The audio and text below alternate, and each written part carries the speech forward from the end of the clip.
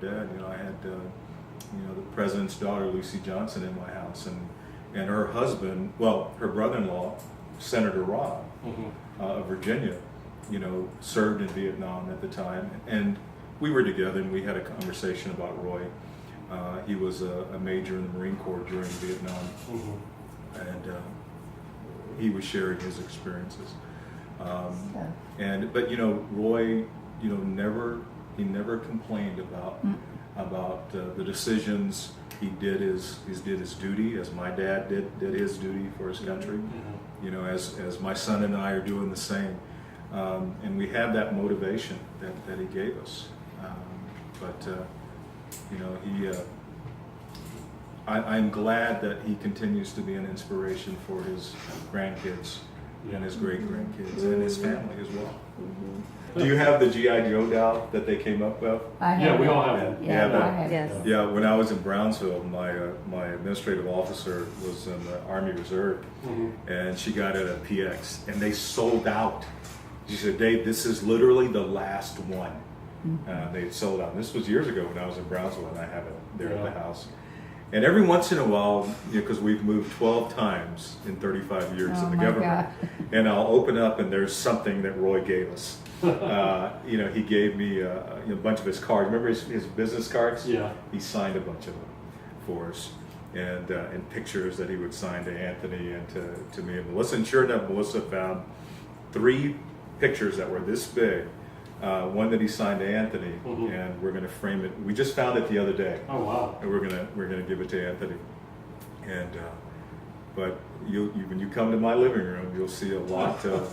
Oh, I have a wall of his pictures. Yeah, absolutely. With everything, the medal and the president putting it on, and I have a little wall there. That's I awesome. just saw it the other day. Oh yeah. Vice President Bush, Nancy, Lala, and Barbara. And so you'd go and you'd shake their hand. And when I got to Roy stepped out of line and we embraced each other. And I'll never forget what he said. He said, "We did it." And it was emotional. And at that moment, I turned and I looked at President Reagan. And the president would always get emotional. Remember, his cheeks would get real red. Oh yeah. He got real red.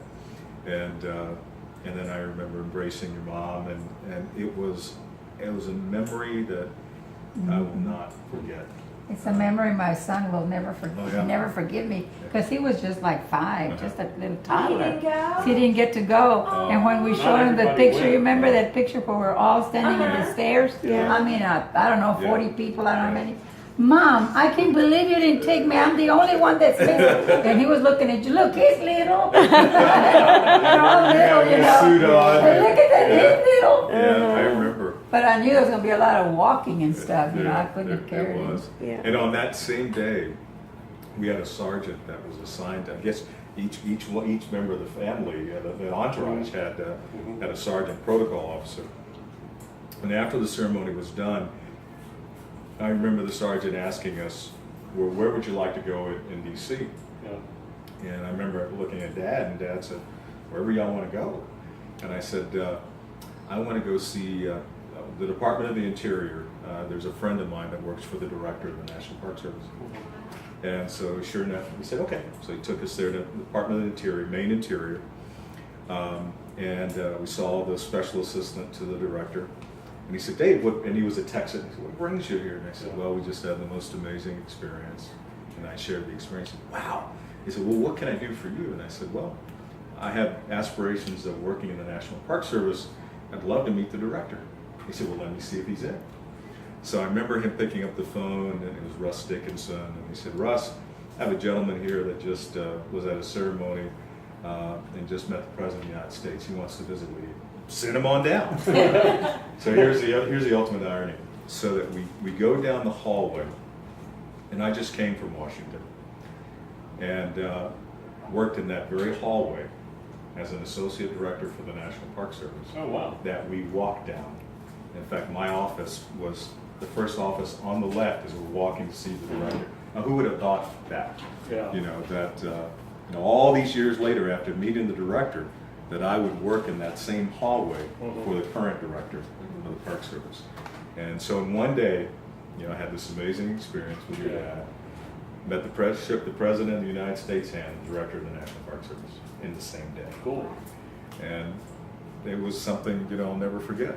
And but I got to tell you, I do a lot of public speaking around the country, and I use your dad's story a lot, you know, about his perseverance, his strong commitment to faith, and what he did with it, And how education. and education, He's big on and how he education. inspired current and future generations by his story.